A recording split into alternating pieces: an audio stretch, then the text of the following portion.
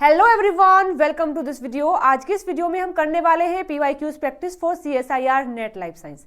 चलिए वीडियो शुरू करते हैं और देखते हैं आज की इस वीडियो में हम कौन से क्वेश्चंस को प्रैक्टिस करने वाले हैं।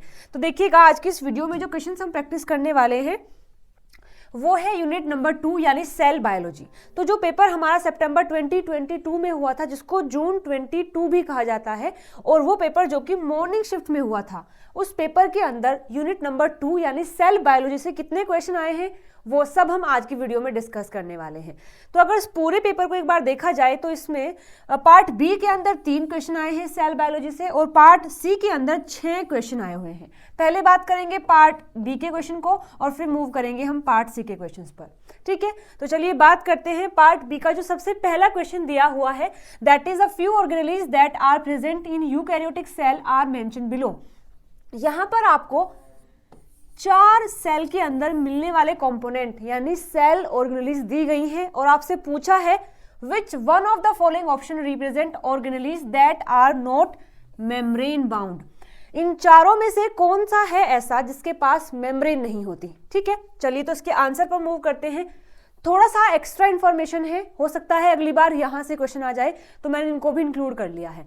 तो सेल के अंदर जो कंपोनेंट मिलते हैं उन्हें हम कहते हैं सेल ऑर्गेनेली, और कुछ ऐसी होती हैं जिनके पास डबल मेम्ब्रेन होती है, जैसे कि माइटोकॉन्ड्रिया है, क्लोरोप्लास्ट है, एंडोप्लाज्मिक रेटिकुलम है, गोल्जी बॉडी है और न्यूक्लियस है। ये कुछ ऐसे हैं जिनके पास 2 मेम्ब्रेन होती हैं।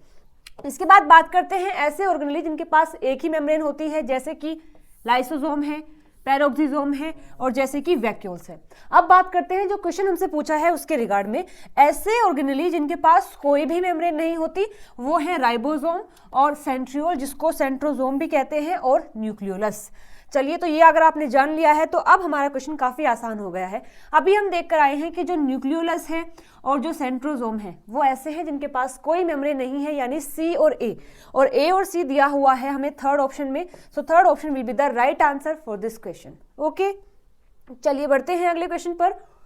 क्वेश्चन ID 6 है, individual chromosomes are clearly seen during which phase of the cell cycle.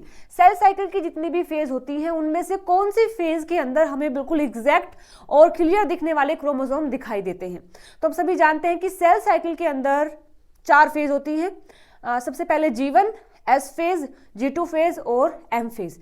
तो यहाँ पर जो क्रोमोसोम दिखाई देते हैं वो M फेज में दिखाई देते हैं, और अगर इसको भी थोड़ा एक्सपेंड किया जाए तो एम फेज के अंदर भी आगे 4 फेज होती हैं, प्रोफेज, मेटाफेज, एनाफेज और टीलोफेज।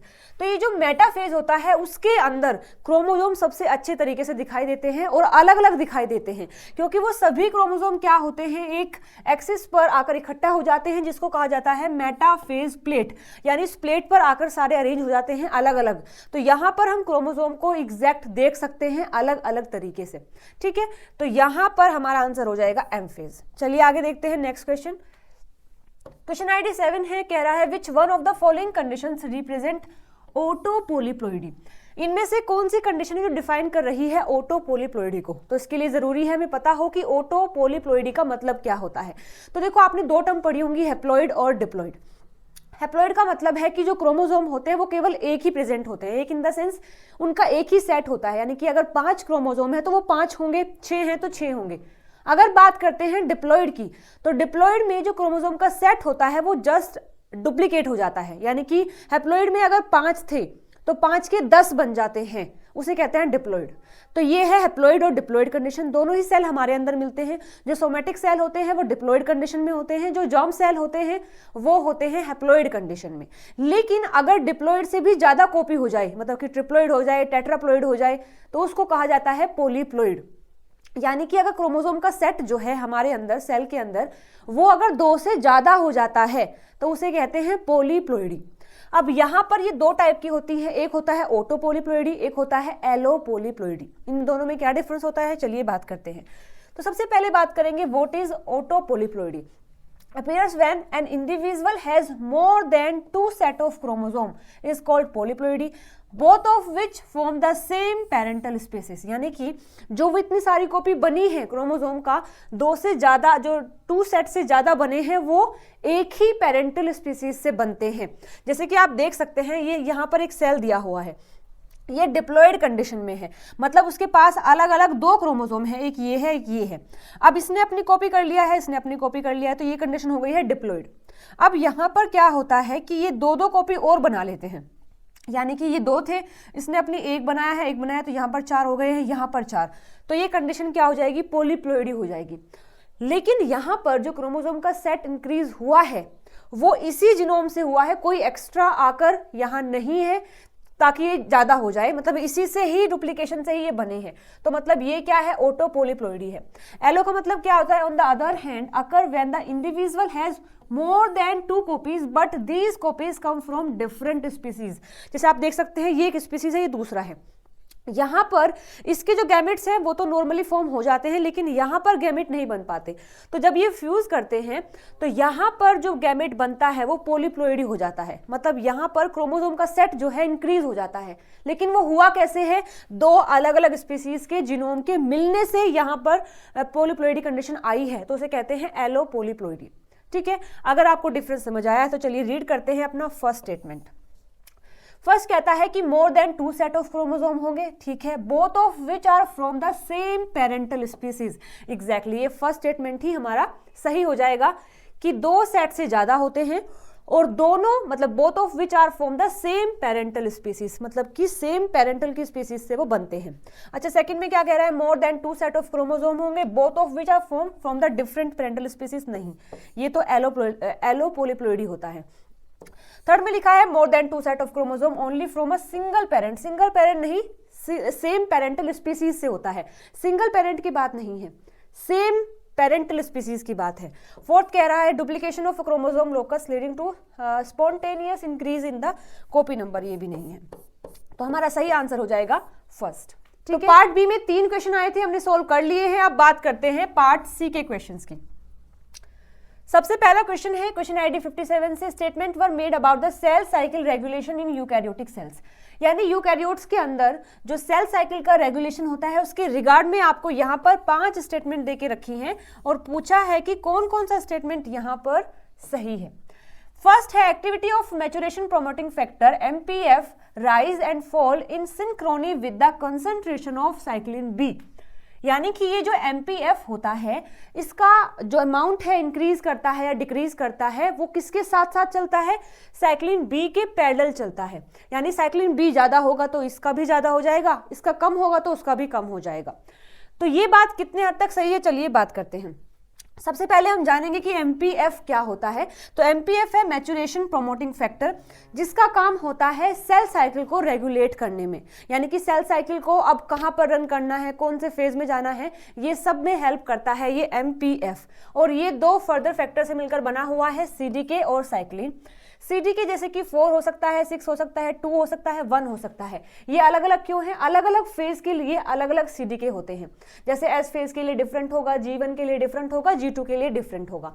इसी तरीके से जो साइक्लिन होते हैं ये A, B, D, E होते हैं, ये भी अलग अलग फेज के लिए अलग अलग होते हैं। तो यहाँ पर ये जो एमपीएफ है इसका जो अमाउंट है राइज करेगा या फिर फॉल करेगा वो डिपेंड करता है साइक्लिन बी पर। अब ऐसा क्यों है कि साइक्लिन पर ही डिपेंड करता है, सीडीके पर नहीं करता? क्योंकि जो सीडीके का अमाउंट है वो लगभग सेम रहता है सेल के अंदर। मान के चलो सीडीके 4, 6 है और ये G1 फेज में हेल्प करता है, तो जैसे ही G1 फेज खत्म हो जाएगी तभी भी इस सीडीके 4, 6 का जो अमाउंट है सेल में लगभग सेम रहता है। लेकिन साइक्लिन अगर ए इस्तेमाल होता है G1 के लिए, तो जैसे ही G1 खत्म हो जाता है तो साइक्लिन ए को डिग्रेड होना पड़ता है, वो सेम नहीं रह सकता। ऐसे ही अगर एस फेज के लिए साइक्लिन बी की रिक्वायरमेंट है और एस फेज खत्म हो गया है तो साइक्लिन बी को डिग्रेड होना पड़ेगा। तो यहाँ पर एमपीएफ का जो अमाउंट है वो सीडीके पर डिपेंड इसलिए नहीं करता क्योंकि इसका कंसंट्रेशन लगभग सेम रहता है, वो डिपेंड करता है साइक्लिन पर। अगर साइक्लिन बी है या फिर ए है या फिर डी है या फिर ई है, अगर इनका अमाउंट ज्यादा या कम होता है तो वहां पर एमपीएफ का भी अमाउंट कम और ज्यादा होगा। ठीक है, तो फर्स्ट स्टेटमेंट हमारा बिल्कुल सही हो जाएगा, ए सही है। आगे लिखा है CDC 25 phosphatase mediated removal of the phosphate from the inhibitory tyrosine residue Y15 to yield a highly active MPF. यानी ये क्वेश्चन आया हो, ये स्टेटमेंट दिया हुआ है CDC 25 से, जो कि एक फोस्फेटेज होता है। फोस्फेटेज क्या करता है? फोस्फेट को रिमूव करता है। अब इसका काम क्या है, चलिए देख लेते हैं। तो देखो यहाँ पर हमने भी देखा है MPF 2 पार्ट से मिलकर बनता है, साइक्लिन और CDK, साइक्लिन और CDK। तो यहाँ पर ये साइक्लिन CDK आ तो गए हैं एक साथ, बट अभी भी इनएक्टिव हैं। इनएक्टिव क्यों है? क्योंकि यहाँ पर इसके मतलब जो टायरोसिन रेजिड्यू है, CDK का जो टायरोसिन रेजिड्यू होता है, उस पर इनहिबिटरी फोस्फेट लगा हुआ है। यहाँ पर देखो साइक्लिन है, CDK है, CDK पर 2 फोस्फेट लगे होते हैं, एक होता है एक्टिवेटिंग फोस्फेट और एक होता है इनहिबिटरी फोस्फेट। अब ये जो इनहिबिटरी फोस्फेट होता है, ये किसने ऐड किया है? ये V1 ने ऐड किया है CDK के ऊपर। अब जब तक ये इनहिबिटरी फोस्फेट यहाँ रहेगा, ये MPF एक्टिव नहीं होगा। तो इसको हटाने का काम कौन करता है? CDC 25। CDC 25 क्या है? फोस्फेटेज है, जो कि इस इनहिबिटरी फोस्फेट को यहाँ से रिमूव कर देता है। अब इसके पास केवल एक्टिवेटिंग फोस्फेट बचा हुआ है और ये एक्टिव भी हो गया है। और ये जो इनहिबिटरी फोस्फेट होता है, ये प्रेजेंट होता है यहाँ पर जो टायरोसिन रेजिड्यू है, 15 पोजीशन पर जो टायरोसिन होता है, वहां पर लगा होता है फोस्फेट। तो ये बात तो बिल्कुल सही है जो हमारे सेकंड स्टेटमेंट में लिखा है कि ये जो CDC 25 होता है, CDC 25 फोस्फेटेज जो होता है, वो रिमूव कर देता है फोस्फेट को, जो कहाँ पर लगा है? टायरोसिन के रेजिड्यू पर लगा है, और फिर इसके रिमूव होने से जो MPF है वो एक्टिव हो जाता है। तो B स्टेटमेंट भी बिल्कुल सही है। अब देखिए C में क्या लिखा है? MPF specifically phosphorylate and depolymerize lamin A, lamin C, but not lamin B। अब एक स्टेज ऐसा आता है जब M फेज स्टार्ट हो रही होती है, तो उस टाइम पर जो न्यूक्लियर मेम्ब्रेन होती है उसको रिमूव करना पड़ता है, ताकि जो क्रोमोसोम है वो बाहर आ सके। तो उसको रिमूव करने के लिए उसकी जो मेम्ब्रेन होती है, वहाँ पर कुछ प्रोटीन प्रेजेंट होते हैं, जैसे कि लैमिन A है, C है और लैमिन B है। तो इनको फॉस्फोराइलेट कर दिया जाता है ताकि वो वहाँ से हट जाए। और ये काम कौन करता है? MPF। तो MPF जो होता है वो सभी लैमिन पर फोस्फेट को ऐड करता है, चाहे वो A हो, चाहे C हो, चाहे B हो। लेकिन इसमें लिखा है A और C को तो कर देता है, लेकिन B को नहीं करता। तो ये स्टेटमेंट हमारा गलत हो जाएगा। C क्या है? गलत है। अब C अगर गलत है तो देखो हमारा फर्स्ट स्टेटमेंट भी चला गया, और थर्ड भी चला गया, और फोर्थ भी चला गया। हमारे पास बचा है सेकेंड स्टेप। तो चलिए पढ़ लेते हैं। डी में लिखा है MPF फोस्फोराइलेट H1 हिस्टोन। एग्जैक्टली जो H1 हिस्टोन होते हैं, जिसके साथ में मिलकर ये जो जो DNA होता है, रैप होता है, उसको भी फोस्फोराइलेट करता है MPF। तो ये बात भी बिल्कुल सही है। देखो ई में लिखा है in schizosaccharomyces pombe over production of V1 protein decrease the length of G2 phase and extend the period of M phase by functioning as a mediator of MPF activity.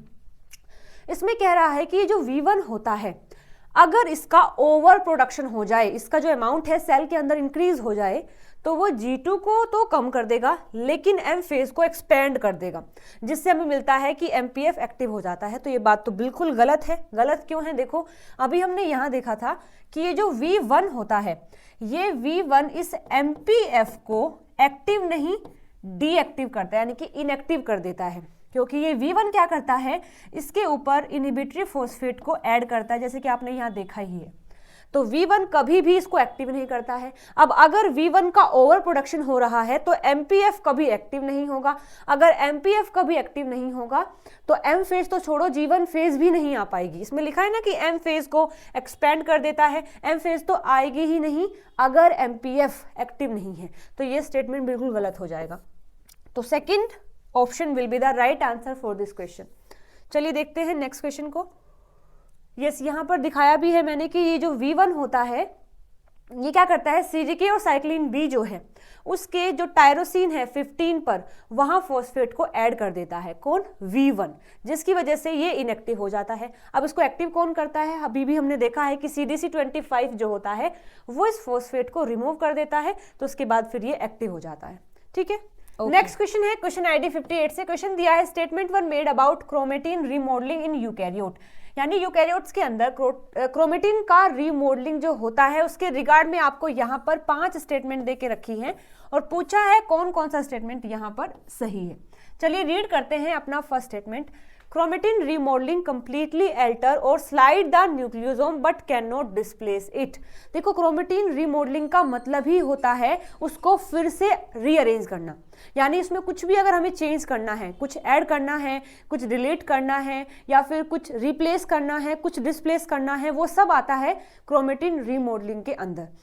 लेकिन इसमें लिखा है कि वो न्यूक्लियोसोम को स्लाइड भी कर सकता है, अल्टर भी कर सकता है, लेकिन उसको डिस्प्लेस नहीं कर सकता। तो ये स्टेटमेंट गलत है। वो डिस्प्लेस भी कर सकता है अगर उस चीज की वहां पर रिक्वायरमेंट है। ठीक है, बी में लिखा है, तो ये स्टेटमेंट हमारा हो जाएगा गलत। बी में लिखा है chromatin remodelling is an energy driven developmentally regulate active process. Exactly, जो क्रोमेटिन का रीमॉडलिंग होता है वो एक एक्टिव प्रोसेस है, यानी उसको करने के लिए एनर्जी की, एटीपी की रिक्वायरमेंट होती है। तो ये स्टेटमेंट बिल्कुल सही है। देखिए सी में लिखा है histone acetylation is a reversible process in which each direction of the reaction is catalysed by different enzyme. यानी हिस्टोन पर अगर हम ऐड करते हैं एसिटाइल ग्रुप को तो उसे कहते हैं हिस्टोन एसिटाइलेशन, और ये एक रिवर्सिबल प्रोसेस है। चलिए देखते हैं बात कितने हद तक सही है।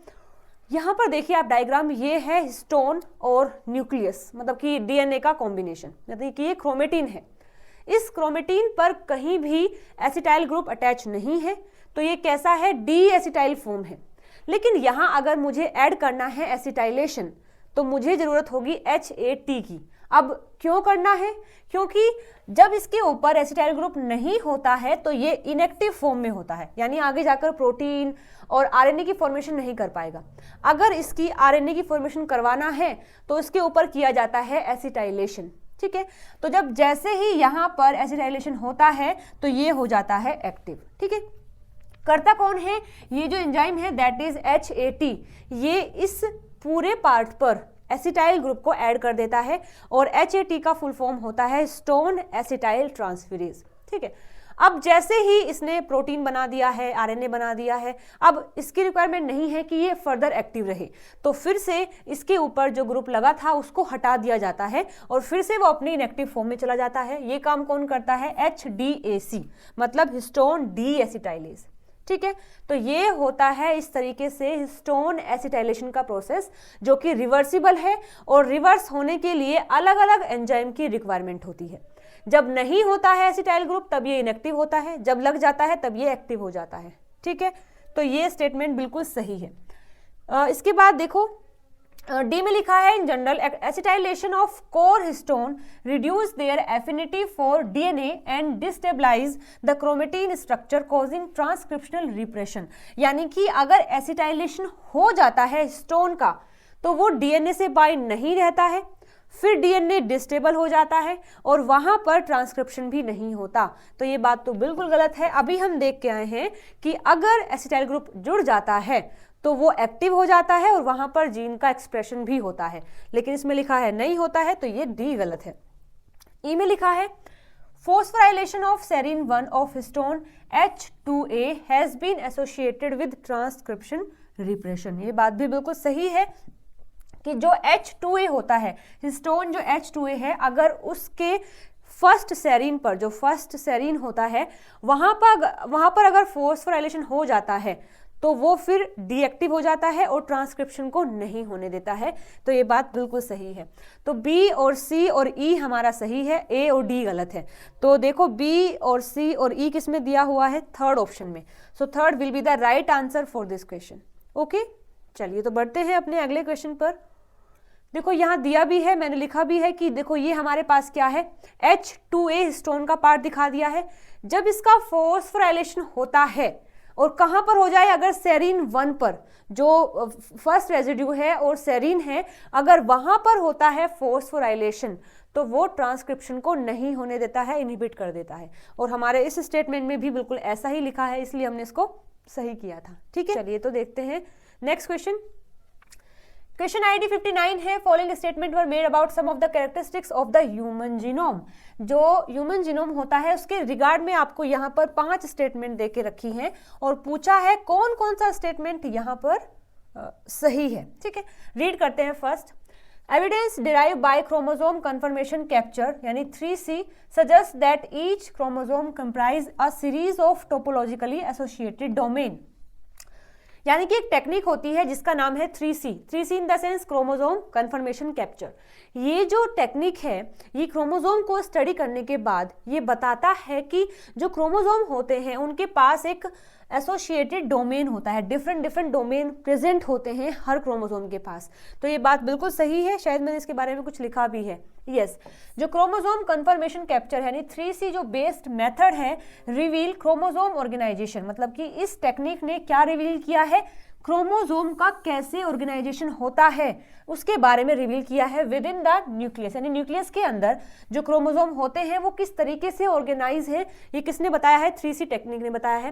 कैसे, by determining the physical proximity of pair of points along the chromatin. इसमें कहा है कि यहाँ पर आसपास में कुछ ऐसे पॉइंट्स होते हैं जो कि इनको स्पेसिफिक बनाते हैं और इन पॉइंट्स को ही कहा जाता है स्पेसिफिक डोमेन, यानी क्रोमोसोम में स्पेसिफिक डोमेन्स प्रेजेंट होते हैं। तो ये बात बिल्कुल सही है जो कि फर्स्ट स्टेटमेंट में दिया हुआ है। ठीक है, बी में लिखा है insulators typically mark the boundaries of topologically associated domain preventing the gene within a domain from being influenced by the regulatory modules of an adjacent domain. ये जो कॉन्सेप्ट है ये आया हुआ है इंसुलेटर से। तो पहले हम जान लेते हैं इंसुलेटर के बारे में, उसके बाद फिर स्टेटमेंट पर मूव करेंगे। तो देखो यहाँ पर जो इंसुलेटर होते हैं element are DNA sequence classify into 2 different sub classes. देखो इस स्टेटमेंट में जो वर्ड आया था इंसुलेटर, ये क्या होता है, कोई अलग चीज नहीं है, ये डीएनए का ही एक सीक्वेंस होता है जो एक्ट करने लगता है एज अ इंसुलेटर। अब इन इंसुलेटर को 2 पार्ट्स में डिवाइड किया गया है, एक होता है इनहेंसर ब्लॉकिंग इंसुलेटर और सेकंड होते हैं बैरियर इंसुलेटर। इसमें बात करते हैं पहले कि ये जो इनहांसर ब्लॉकिंग इंसुलेटर होते हैं उनका क्या काम है, prevent an enhancer from communicating with a promoter when position between the two. देखो यहाँ पर हमारे पास ये इनहांसर है, ठीक है, और यहाँ पर ये इंसुलेटर है, ये कोई दूसरा प्रोमोटर है और ये कोई दूसरा प्रोमोटर है। आप जानते हो ना प्रोमोटर का मतलब क्या होता है, जो ट्रांसक्रिप्शन में आगे जाकर हेल्प करते हैं उस साइट को प्रोमोटर कहते हैं। तो यहाँ पर एक इनहांसर है, ये एक प्रोमोटर है और ये एक प्रोमोटर है। तो मान के चलो ये जो इनहांसर है इसका कनेक्शन है इसके साथ में, तो ये इनहांसर इसके साथ में कनेक्शन नहीं बना सकता। क्यों नहीं बना सकता, क्योंकि यहां पर लगा है एक इंसुलेटर जो इस इनहांसर को इसके साथ में कम्युनिकेट नहीं करने देंगे। ठीक है, तो इसलिए इसको कहा जाता है इनहांसर ब्लॉकिंग इंसुलेटर। जो इनहांसर को ही ब्लॉक कर देते हैं ऐसे इंसुलेटर को हम कहते हैं इनहांसर ब्लॉकिंग इंसुलेटर। ये प्रिवेंट करते हैं इनहांसर को from communicating with a promoter when position between the two. This phenomena occur without inactivating either the enhancer और the promoter as both can still communicate with the other regulatory sequence. देखो अगर ये इनहांसर इससे belong ही नहीं करता है तो ये बिल्कुल भी जरूरी नहीं है कि ये इससे बात करे। इस चीज को रोकता है ये इंसुलेटर, बस ये इस चीज को रोकता है, इन दोनों को इनहिबिट नहीं करता। ये अपने इनहांसर से बात कर सकता है, ये अपने प्रोमोटर से बात कर सकता है, बस ये इन दोनों की बाइंडिंग को, इन दोनों की कम्युनिकेशन को रोक देता है। तो इसे कहते हैं इनहांसर ब्लॉकिंग इंसुलेटर। आगे बात करते हैं बैरियर इंसुलेटर क्या होते हैं। Shield gene from position effect variation that result from proximity to heterochromatin. ये जो इंसुलेटर होते हैं ये काम करते हैं as a barrier. Barrier for what, देखो यहाँ है हेट्रोक्रोमेटिन और यहाँ है इंसुलेटर और यहाँ है प्रोमोटर रीजन। अब ये हेट्रोक्रोमेटिन है तो ये तो कुछ काम नहीं करेगा, लेकिन ये जो प्रोमोटर है इसको तो आगे जाकर ट्रांसक्रिप्शन करना है। तो ये जो इंसुलेटर होता है ये इस हेट्रोक्रोमेटिन को इसके साथ में कनेक्शन नहीं बनाने देता है, तो ये इसको कहेंगे बैरियर इंसुलेटर। ठीक है, इफ द अच्छा ऐसा करते क्यों है, यदि हेट्रोक्रोमेटिन जो है adjacent to gene does not have a barrier insulator, यानी मान के चलो ये एक हेट्रोक्रोमेटिन है और ये एक ऐसा जीन है जिसे आगे जाकर प्रोटीन बनाना है, इनके बीच में अगर ये इंसुलेटर ना हो तो क्या होगा, it will spread into the gene in some cells silencing it while in other cell it will not। मतलब कुछ सेल में ऐसा देखा गया है कि अगर ये इंसुलेटर नहीं होता है तो ये स्प्रेड हो जाता है और इस प्रोमोटर को भी साइलेंस कर देता है, इसको भी इसका काम नहीं करने देता। लेकिन कुछ सेल में ऐसा नहीं भी देखा गया है, तो जिसमें देखा गया है वहां पर ये इंसुलेटर होना जरूरी है ताकि ये हेट्रोक्रोमेटिन उसको इनएक्टिव ना कर दे, साइलेंस ना कर दे। This lead to a mosaic expression pattern. A barrier insulator inserted between the heterochromatin and a gene will stop the spread of heterochromatin, allowing the gene to be expressed in all cell. ठीक है, बात समझ आई। तो ये है barrier insulator, जो कि इन दोनों का कनेक्शन नहीं होने देता है। ठीक है, तो हमारा स्टेटमेंट क्या था, चलिए अब रीड करते हैं, क्योंकि हमने ये कॉन्सेप्ट समझ लिया है। जो इंसुलेटर होते हैं टिपिकली मार्क द बाउंड्री, ये जो इंसुलेटर होते हैं ये बाउंड्री फिक्स कर देते हैं डोमेन्स के बीच में, जो प्रिवेंट करता है gene within a domain from being influenced by the regulatory module of the adjacent domain. यानी ये एक डोमेन है, ये एक डोमेन है, ये इसको इन्फ्लुएंस ना कर पाए, ये इसको ना कर पाए, इसलिए यहां पर आ जाता है इंसुलेटर। ये तो हम देख के आए हैं अभी, तो ये स्टेटमेंट हमारा सही हो जाएगा, बी सही है। सी में लिखा है presence of insulator does not overcome the positional effect after integration of a transgene into the genome. ये बात तो बिल्कुल गलत है कि अगर वहां पर इंसुलेटर होता है तो जो पोजीशन इफेक्ट आता है उसको ओवरकम नहीं कर पाता। पोजीशन इफेक्ट क्या होता है, सेम ये है कि अगर दो चीजें एडजेसेंट हैं तो इन दोनों पर एक दूसरे का इफेक्ट ना हो, उसे कहते हैं पोजीशन इफेक्ट ना होना, तो उसको ओवरकम कर देते हैं ये इंसुलेटर। लेकिन इसमें लिखा है डज नॉट ओवरकम, तो सी स्टेटमेंट हो जाएगा गलत। तो ए सही है, बी सही है, सी गलत है। डी में लिखा है जो इंसुलेटर होते हैं can provide barrier against the spread of heterochromatin, बिल्कुल सही है, अभी हम देख के भी आए हैं, तो डी हमारा सही है। ई में लिखा है insulator sequence are absent in Drosophila genome, जो ड्रोसोफिला का जीनोम होता है उसमें ये नहीं होते, which suggest that their essentiality in achieving the highest degree of gene regulation in human. मतलब अगर वो ड्रोसोफिला में नहीं है तो ये इंडिकेशन मिलता है कि वो ह्यूमंस के अंदर बहुत ज़्यादा अमाउंट में रेगुलेशन कर सकता है। तो इससे तो इसका कोई कनेक्शन नहीं है, मतलब ये कह रहा है कि अगर ये जीन ड्रोसोफिला में नहीं है और ह्यूमन बीइंग में है, तो मतलब ये हुआ कि ये जीन जो कि ड्रोसोफिला में नहीं है ह्यूमन में है, ये ह्यूमन के अंदर सबसे ज़्यादा रेगुलेशन करता है। तो इन दोनों का कोई इंडिकेशन नहीं है, तो ये स्टेटमेंट हो जाएगा गलत। तो हमारा सही है ए और बी और डी, ए बी और डी, यानी कि second option will be the right answer for this question.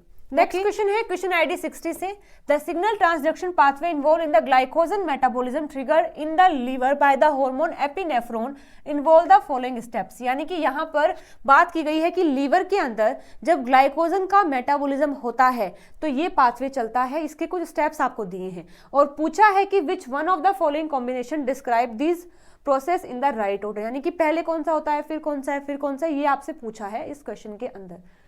तो जब लीवर सेल के अंदर ग्लाइकोजन का मेटाबॉलिज्म होता है तो वहां पर जो पाथवे चलता है दैट इज जीपीसीआर, ये पाथवे चलता है। अगर आपको इसके बारे में पता है तो ये क्वेश्चन काफी आसान है। चलिए देख लेते हैं इसके पाथवे के बारे में। तो ये है यहाँ पर जीपीसीआर, इसमें ये जो रिसेप्टर होता है, जब इस रिसेप्टर से लिगेंड बाइंड कर लेता है तब ये रिसेप्टर एक्टिव हो जाता है, फिर ये एक्टिव करता है जी प्रोटीन को। अब ये जी प्रोटीन जैसे ही एक्टिव हो जाता है फिर वो एक्टिव करता है एसी को, एडेनाइल साइक्लेज को, और फिर ये एसी क्या करता है, एसी एक्टिव करता है प्रोटीन काइनेज ए को। प्रोटीन काइनेज ए को एक्टिव कैसे किया जाता है, पहले बनता है यहाँ पर सीएमपी। ठीक है, तो सबसे पहले क्या हुआ, रिसेप्टर एक्टिव हुआ, फिर जी प्रोटीन एक्टिव हुआ, उसने एसी को एक्टिव किया, एसी ने सीएमपी बनाया और सीएमपी ने प्रोटीन काइनेज को जाकर एक्टिव कर दिया है, प्रोटीन काइनेज ए को। ठीक है, चलिए एक बार देख लेते हैं। सबसे पहले क्या होता है, एक्टिवेशन होता है जी प्रोटीन का by the activated receptor exactly, यानी कि जब रिसेप्टर एक्टिव हो जाता है तब जी प्रोटीन एक्टिव होता है, तो फर्स्ट स्टेप होता है ए। उसके बाद फिर क्या होगा, एडेनाइल साइक्लेज एक्टिवेशन होगा। ठीक है, यानी ए के बाद क्या है, डी है। फिर इसके बाद बनता है सेकेंड मैसेंजर जनरेशन, यानी कि जो CAMP है, फिर उसका फॉर्मेशन होता है, यानी डी के बाद क्या है, सी, और फिर सबसे लास्ट में एक्टिवेशन होता है प्रोटीन काइनेज ए का, यानी बी। तो ADCB first statement is the right answer for this question. चलिए बढ़ते हैं अपने अगले क्वेश्चन पर। क्वेश्चन आईडी है 61। In eukaryotes, DNA replication must occur with extreme accuracy and only once to prevent the damaging effect of gene amplification. The following statements were made regarding possible mechanism involved in achieving that regulation of DNA replication. यानी जब cell divide कर रहा होता है तो replication केवल एक ही time होती है, तो ये जो एक टाइम होती है ये काफ़ी एक्यूरेट है, इसमें बहुत कम गलतियां होती हैं। मतलब ऐसा नहीं कि एक सेल साइकिल के दौरान ये 2 बार डिवाइड कर लेगा या फिर 3 बार कर लेगा, एक ही बार होता है। तो क्वेश्चन आपसे पूछा है कि ऐसा कौन कौन सा मैकेनिज्म है जो सेल के अंदर होता है इस रेप्लिकेशन को केवल एक ही बार करने के लिए एक सेल साइकिल के दौरान। ठीक है, पूछा है कौन कौन सा स्टेटमेंट यहाँ पर सही है। यहां आपको दे के रखी है 4 स्टेटमेंट। ए में लिखा है high APC activity in mitosis and early जीवन phase of the cell cycle that trigger the destruction of CDT1 inhibitor geminin, thus allowing the CDT1 to be active in early जीवन to load the helicase। देखो जो replication होता है वो S phase में होता है। अब हमें पता है रेप्लिकेशन के लिए रिक्वायरमेंट होती है हेलिकेज की। हेलिकेज क्या करता है, उस डीएनए को अनवाइंड कर देता है। अब इस हेलिकेज को कौन लोड करता है, हेलिकेज को वहां पर उस साइट पर लेकर आता है CDT1। देखो ये लिखा है ना, CDT1 क्या करता है, लोड करता है हेलिकेज को। अब ये भी है कि अगर रेप्लिकेशन एस फेज में होता है तो हेलिकेज एस फेज में आएगा, नहीं ऐसा नहीं है। हेलिकेज को G1 फेज में ही लोड कर दिया जाता है और जब एस फेज आता है तो फिर एकदम से क्या होता है, रेप्लिकेशन स्टार्ट होता है। ऐसा नहीं कि एस फेज में ही हेलिकेज आएगा, वो G1 फेज में ही आ जाता है। तो देखो इस स्टेटमेंट को मैं कैसे समझा सकती हूँ, देखो यहाँ डायग्राम दिया हुआ है। सबसे पहले क्या होता है, जब G1 फेज होती है उस टाइम पर ये जो CDT1 होता है ये हेलिकेज को यहाँ पर लोड कर देता है, दैट इज MCM जो हेलिकेज होता है उसको इस पॉइंट पर लोड कर देता है। ये कौन सा पॉइंट है, ये वो पॉइंट है जहां से रेप्लिकेशन स्टार्ट होना है। तो G1 फेज में पहले ही क्या करते हैं, CDT1 MCM हेलिकेज को यहाँ पर लोड कर देता है। ठीक है, अब जैसे ही एस फेज आती है तो यहाँ पर जो जेमिनिन है उसका सिंथेसिस हो जाता है। फिर G2 फेज आता है, यहाँ पर रेप्लिकेशन हो रही होती है और उसके बाद ये जो CDT1 होता है उससे बाइंड हो जाता है ये जेमिनिन। और फिर जब उससे बाइंड हो जाता है जेमिनिन तो फिर उसके बाद ये मतलब इनिबिट हो जाता है। मतलब कि CDT1 को इनिबिट कौन करता है, जेमिनिन। तो जब G1 फेज आता है तो इस जेमिनिन को इनहिबिट करना पड़ता है ताकि CDT1 एक्टिव हो जाए, और जब CDT1 एक्टिव हो जाता है तो हेलिकेज को यहाँ पर लोड कर दिया जाता है। ये स्टेटमेंट यहाँ दिया है। और इस जेमिनिन को इनहिबिट करता कौन है, ये APC जो होता है, एनाफेज प्रोमोटिंग कॉम्प्लेक्स जो होता है, ये जेमिनिन को इनहिबिट कर देता है जिससे CDT1 एक्टिव हो जाता है और जिससे कि MCM यहाँ पर लोड हो जाता है। और हमारे स्टेटमेंट में भी कुछ ऐसा ही दिया है कि जब APC हाई एक्टिविटी होती है माइटोसिस में और अर्ली G1 फेज में तो ये क्या करता है, डिस्ट्रक्शन कर देता है किसका, CDT1 इनहिबिटर जेमिनिन का। कौन, APC, जिस वजह से CDT1 एक्टिव हो जाता है और G1 फेज में वो लोड कर देता है हेलिकेज को। ये स्टेटमेंट बिल्कुल सही है। ठीक है, बी में लिखा है activation of SCDKs that regulate the phosphorylation specific initiator protein in the S phase.